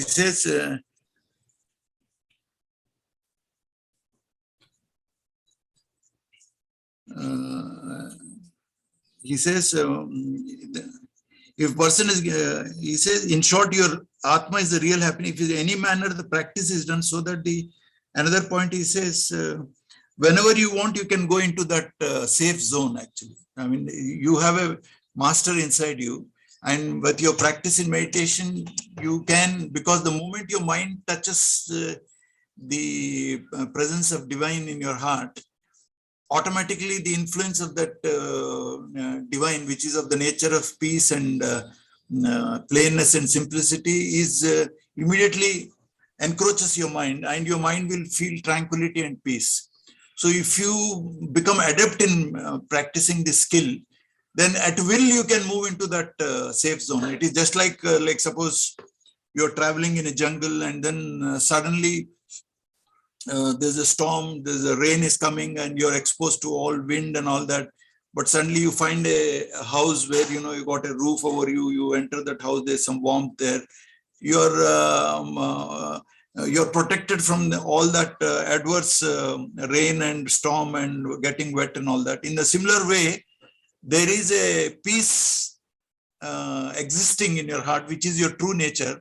Your mind, we are training our mind to go and stay there. You should develop the capacity to go and stay there whenever we want it. And then life is a continuous joy. It is there's no the meaning of misery and suffering undergoes total topsy-turvy. The whole thing is turned upside down. And the fifth commandment, he says, be truthful, take miseries as divine blessings, so own good and be thankful.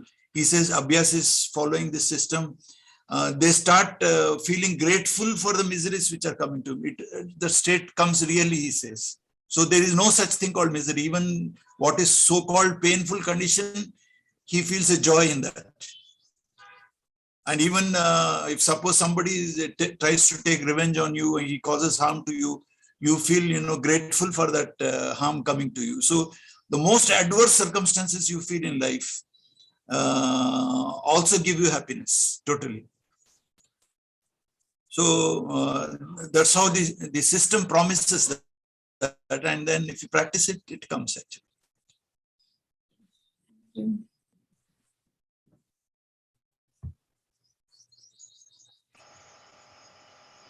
So I think, in practical sense, if you are in deep sleep, you will feel lazy and lethargic. When you are absorbed, you feel active. Chandu, no. There's a contradiction. In deep sleep, you cannot feel anything. The mind is not there. Mind is not existing. If the mind is not existing, world is also not existing. You are disappeared into nothingness, actually. After coming out, you make a comment that you had a good sleep, pleasant sleep. That's all. So is it of the same reason, like why do we ever feel that the time seems to pass more quickly when we meditate? Naturally, you transcend time, no? Time is a construction of the mind. There's no such thing called time. If you read Einstein and all that, you know there's no time actually. You can go back in time, you can come back in time. If you read quantum physics also, events go, go in the reverse direction also. So time is just suppose if I use the word, like suppose I have some experience in my college days and I try to recollect that experience. I can't say it as past because I'm remembering it. Remembering means that memory is presently present in my consciousness. How can I say it is past? It is in the present only. Suppose tomorrow I think my headache will disappear and then I feel healthy, my irritable bowel syndrome will improve if I project like that. That projection is also in the present only. So there is no such thing called past and present. It is a construction of the mind. It's a projection of the mind. Reality is only the present. Time is a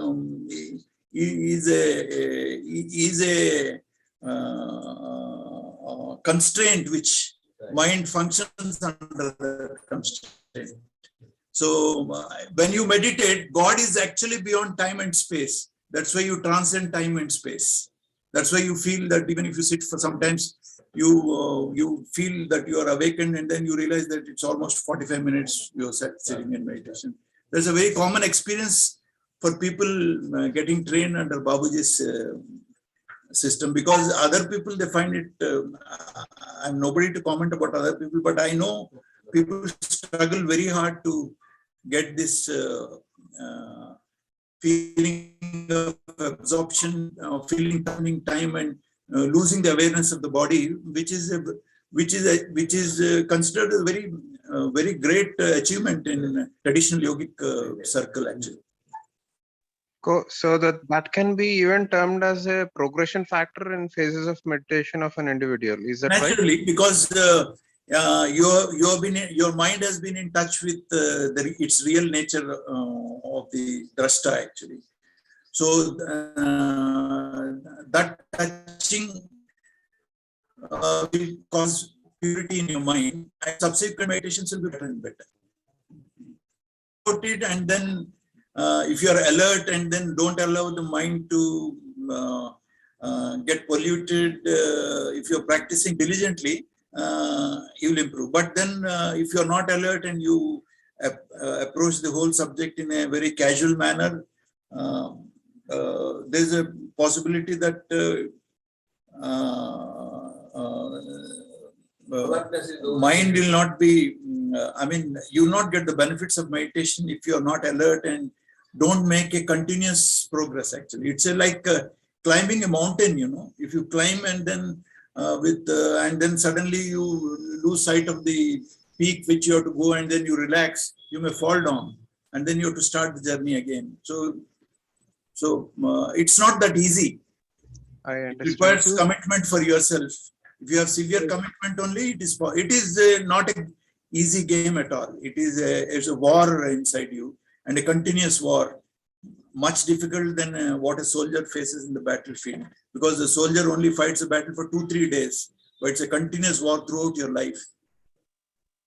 Is there any particular reason one who sits for cleaning falls off to a meditative mode? He's not doing cleaning then.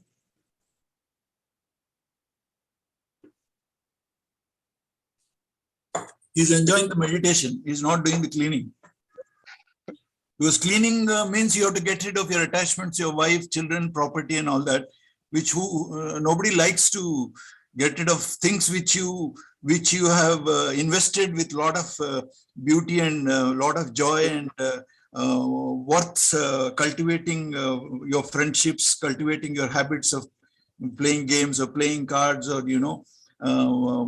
indulging in stock market and all that. You enjoy them really, and who would like to get rid of things you enjoy most? In cleaning, those things have to go, so nobody does cleaning. So he wants to enjoy meditation. But why can't it be understood like, cleaning wise, I don't have that respective mala or vikshapa at that point of time, but still I'm able to get to such a meditative state even while I sit for cleaning. You must have done some practice in previous life. Leave it. Don't know. Okay, thanks. And by the way, I'm seeing you for the first time. You're from which place? I'm sorry. I'm from Hyderabad. I'm son of Mahalakshmi Sivacharan. Okay, good. So I used to come whenever I'm in India, Hyderabad. So otherwise, where do you work? I work in Bangalore. Now I'm in Qatar. Okay, good. Thanks for coming into the Zoom meeting. Thanks a lot. Yes. My pleasure. Thanks.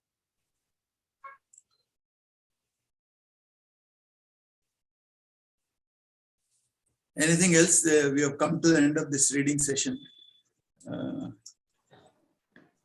Any free for all, another 5-10 minutes, any free discussion, anybody can talk whatever they feel like talking. There's quite a few new people. I have a question, if you wouldn't mind that I'm repeating for another.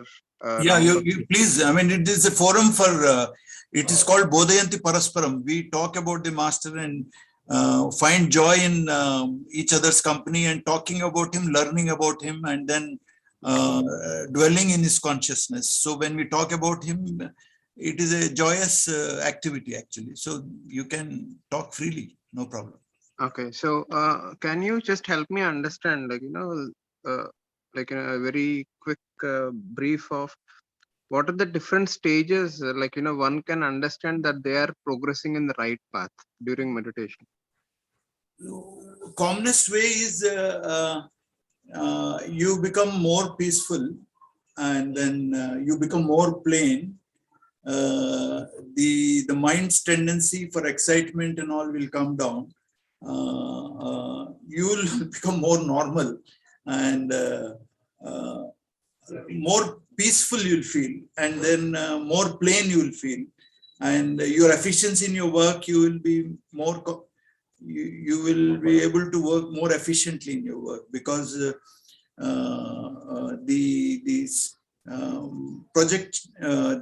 mind becomes quieter. When the mind becomes quieter, you simulated thinking and all will come down to a large extent. So you will be able to work very naturally in whatever work you're doing, you will be doing it in a easy flow. Actually, you'll be in a flow quite easily, which, the Maslow talks about that flow, and then that thing will be quite easy for people who are developing in meditation. And then a feeling of quietness and peace will be a persistent companion of your mind, actually. So these are the attributes, more or less, right? Attributes or the outcomes as part of the meditational phases as you progress upon. Yeah. So, how is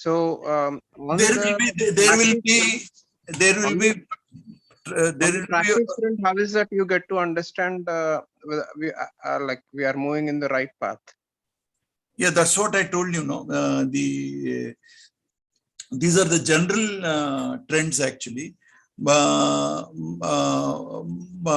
You will be able to, for example, you will be free from ill will. Actually, you stop your tendency to criticize and find fault. Your judgmental character will go. That means likes and dislikes. Likes and dislikes are present only when you have ego, and it is irrespective. It could be anything, and you lose the power. You lose the capacity to complain about life. Even if the AC goes down, you'll never complain. You take it as a will of God, and every condition, every thought, every situation which is happening, it becomes acceptable and agreeable to you, and you don't judge other people at all, because so each person is different. Each person has its own mental world. He comes with a software program, the suggestions given in his family life and all that. So if you were in his shoes, you will also think and behave like that. So you know that, but you respect that person because he in his heart also the master stays. So secretly you'll respect him, but for conventional purposes you may behave like an ordinary person, but your mind will not be prejudicial or judgmental towards that person. So that gives enormous degree of peace actually. So it does mean that you start empathizing for many of them.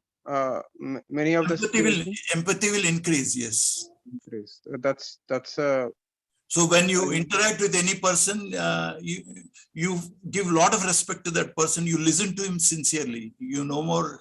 What happens generally when interactions takes place? If I am talking, I don't listen to you, and then as you're talking, I'll be thinking, and then I'll trying to dump my thoughts on you. I don't want to listen to you. That means I'm not respecting you.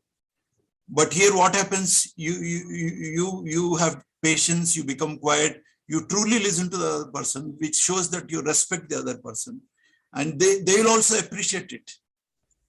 So your colleagues in your workspace actually they like to enjoy your company actually, because you genuinely give respect to them. Okay. Understood. Thanks. On the lighter note, the more you progress on the path, the more you become receptive about the faults which is within you than outside you. Yeah, that's right. Yes. And sir, there is a question on chat. Yeah, what is the question? So it's from Revti, and she's asking, sir, I have experienced changes in my thoughts, but the comfort of silence or absorption, which is so enjoyable, is most of the time not felt. Please guide. I'm drawn to meditate as I am experiencing changes in my thinking at an intellectual level. Still do not know if it is natural. No, the system works like this. In our system, we don't fight with our thoughts. We don't, suppose any uncomfortable thought comes, we don't try to push our thoughts and then try to concentrate, which generally people do. They try to, make the mind silent by crushing those thoughts. That is not the method adopted here. The method adopted here is we go to the base of the mind itself. So all our miseries and lack of peace is due to the psychological content which we have in our consciousness. And that psychological content is mostly in your subconscious mind. So there are billions of thoughts, billions of energies existing in your subconscious mind. So here what is major importance given is to cleaning process. The trainer cleans and then you also clean yourself. So what happens, the psychological content is removed from your subconscious mind. And when they're removed, the amount of thoughts created by the subconscious impressions become less and less. And when they come outside, they come to get exhausted. Actually, when we don't pay attention, we treat them like uninvited guests. When we treat them like uninvited guests, they get exhausted. And at a certain point of practice, your mind becomes calm. And to maintain that calm is also a practice. And then you read these books and then spend regular practice and regular cleaning. And constant remembrance is also very important. Like when you meditate and when your mind becomes very calm, you should try to retain that calmness for as long as possible. If you extend that period of calmness for longer period, then your neural networks will get, those things get strengthened and you gain more strength and you move from strength to strength. Suppose you get out of the condition and then get involved in the multifarious activities in the problems of world and all that, then there's no chance for your the spiritual strength which you gain to consolidate itself. So constant remembrance is important and cleaning is important. Once the cleaning is done, the amount of thoughts become less and the mind becomes quiet. And trying to maintain that quietness, which is also called the condition of sham, is the practice actually. So it is, but I have seen now I almost more than 45 years of practice. Many people who sincerely practice, they enjoy this state of sham. That means a constant state of tranquility comes to them quite early. If they systematically grasp the fundamentals of the system and then practice it correctly.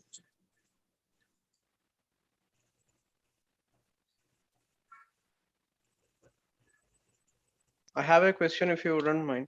Yeah, please. Yeah. So one, achieving self-realization, why is it termed to be the ultimate thing for the whole humanity? How is that connection established or that's related to? No, that is in certain philosophical circles it is taught because there is a theory that there is only one cosmic mind. And if any one mind achieves the whole world as really, but it is not so, because the other minds, though they are part of the universal mind. All of us now, you have a mind, I have a mind, all the people now joining this Zoom, all have minds, but all those minds are not in harmony. To an extent, we are harmonious because we are gathered here to celebrate the birthday of Lalaji. That extent, all our minds are harmonious. But then each person has got his own mental world, and that mental world may not be in harmony with the natural law. Natural law is the dharma or rita actually, where if you're selfish, you're moving, you're just like broken a law actually. That means then you come into the you're governed by the law of karma. You have to face the music for whatever action you've done under the influence of avidya. So they will be indirectly benefited in the sense the general level of consciousness will increase. More thoughts of peace will come to them. This has been well demonstrated. I mean, this the transcendental meditation group people, they did some experiments in Lebanon and all when civil war was going, and then some 1,000 people started practicing meditation. The crime rate dropped, the wars dropped. I mean, several studies have been done where, if a group of people, if they meditate seriously, the crime rate drops, and then the possible wars which are going to happen also come down. This has been proved. So many studies are there. You can Google it, you'll find studies there. But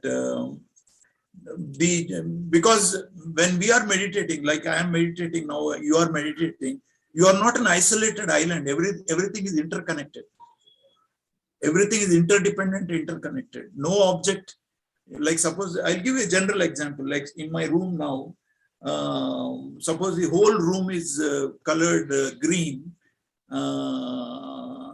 I will be able to observe green if suppose the contrast is there. If the non-green substance is there, I'll be able to see. So my cognition of an object of a green is because of the presence of objects which do not resemble like that. But we don't give importance to the other objects. But without them, I'll not be able to cognize. Suppose this is a mouse I'm holding. Suppose all over I have only mouses. I'll not be able to differentiate. There should be something which will make me perceive that it is a mouse which has got a certain function and all that. So unlike mouse-like things are existing which will make me perceive that this is a mouse. So unlike things don't come into our cognitive background actually, but that background is necessary for our cognition. So everything is interdependent in the world. So your mind is dependent on all the minds in the world.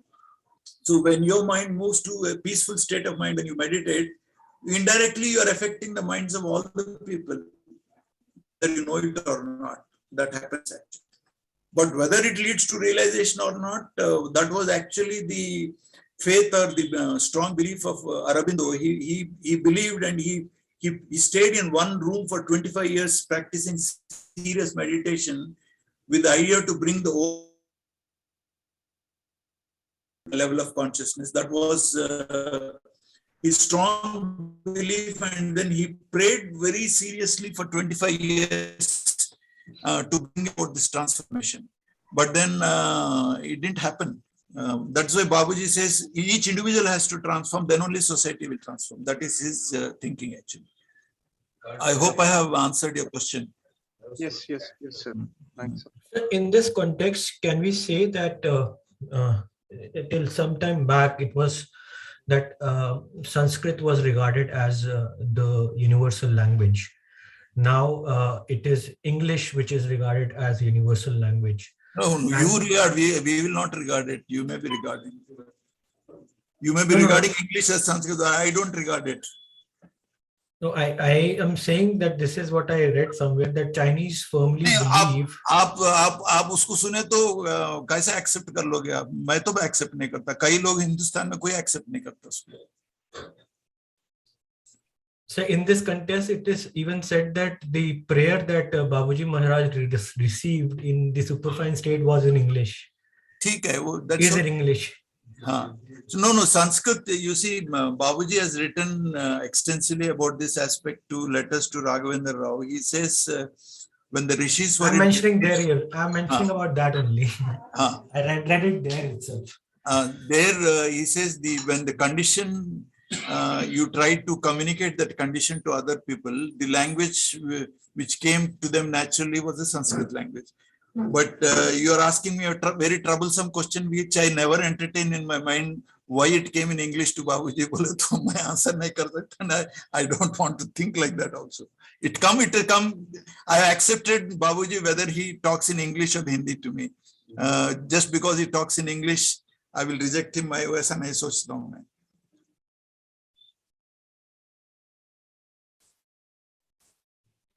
I will not speculate why it came in English, why it didn't come in Arabic, or why it didn't come in Russian. Agree, sir. मेरे को उतना level of intellectual etch नहीं है, मेरे को थोड़ा है but उतना ज्यादा नहीं है. Though I suffer from intellectual age, I read quite a lot of philosophy, but within certain limitations only.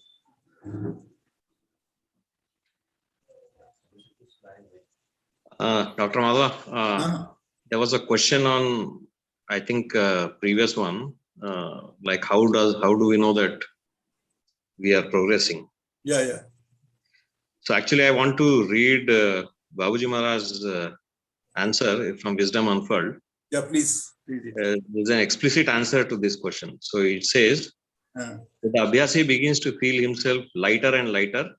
Yeah. It means he is progressing. Yeah, yes. Because in that case, he is going into the state that God is in. Light means the loss of weight one's own thoughts. Yeah. So practically, this has to be felt. Yeah. And if the Abhyasi is feeling this, then he is progressing. That's the answer from Master's literature. Simple answer. Yes, that's right.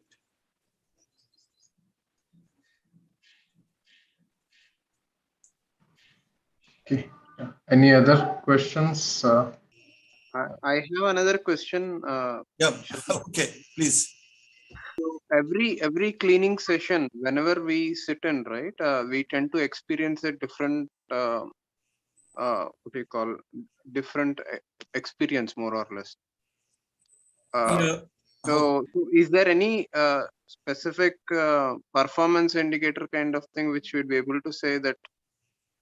For me now, because probably because I'm practicing for such a long time, the moment I try to do cleaning, within 3-4 minutes, my mind and body becomes extremely light, and then it is actually, for me, I find it much more absorbing, much more extremely peaceful and lighter in my mind, because when I sit in the meditation, there are various centers get activated and they cause a lot of pain and disturbance, distraction. Sometimes I feel like leaving meditation also, whereas in meditation, my personal experiences, I feel extremely light and very good actually. Within 2-3 minutes of starting the meditation, but I continue till the specified time. You feel very light actually. So this is about the meditation, but in cleaning. No. My experience of cleaning, I'm telling you. Okay. If you clean, you become very, very light actually. So so even after you got such kind of thing experienced, you don't fall to meditation mode. Meditation I'll be doing 24 hours. It's not limited to 1 hour. No. In this context of, for example. No. Afterwards, I continue to dwell in that consciousness of the master. So I practice like that. So I don't leave meditation at any time. Okay, then Dharmesh, we'll see tomorrow. We'll have the book reading session if all of you agree.